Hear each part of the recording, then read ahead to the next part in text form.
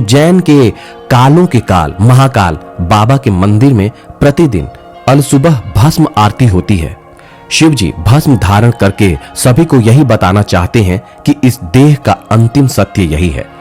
महाकाल की 6 बार आरती होती है, जिसमें सबसे खास मानी जाती है भस्म आरती।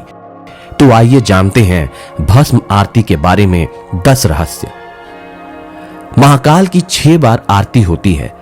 पहली आरती भस्मारती में भगवान शिव को घटा टोप स्वरूप दिया जाता है। भस्म आरती यहां भोर में 4 बजे के करीब होती है।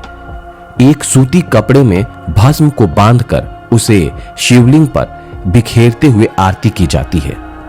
इस आरती में महिलाओं के लिए साड़ी पहनना जरूरी है। जिस वक्त शिवलिंग पर भस्म चढ़ती है उस वक्त महिलाओं को घूंघट करने को कहा जाता है।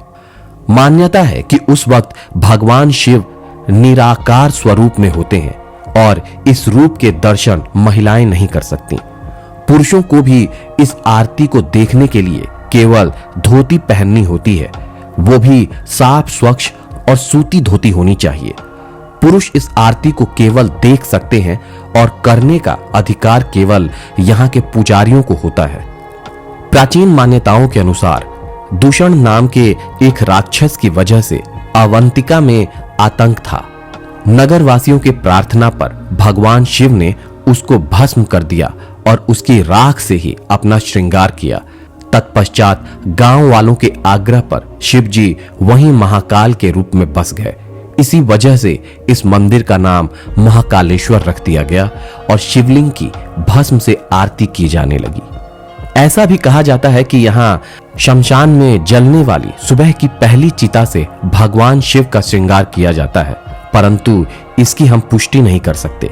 ये भी कहा जाता है कि इस भस्म के लिए पहले से लोग मंदिर में रजिस्ट्रेशन कराते हैं और मृत्यु के बाद उनकी भस्म से भगवान शिव का श्रृंगार किया जाता है। इस आरती की खासियत ये है कि इसमें ताजा मुर्दे की भस्म से भगवान महाकाल का श्रृंगार किया जाता है। इसकी भी हम पुष्टि नहीं कर सकते।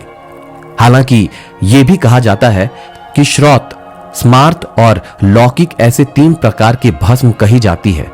स्मृति की विधि से यज्ञ किया हो वो भस्म स्मृत भस्म है, तथा कंडे को जलाकर भस्म तैयार किया हो तो वो लौकिक भस्म कही जाती है। विरजा हवन की भस्म सर्वोत्कृष्ट मानी जाती है। हवन कुंड में पीपल, पाखड़, रसाला, बेलपत्र, केला व गऊ के गोबर को भस्म करते हैं। इस भस्म की हुई सामग्री की राख को कपड़े में छानकर कच्चे दूध में इसका लड्डू बनाया जाता है। इसे 7 बार अग्नि में तपाया और फिर कच्चे दूध से बुझाया जाता है। इस तरह से तैयार भस्म को समय समय पर लगाया जाता है। यही भस्मी नागा साधुओं का वस्त्र होता है।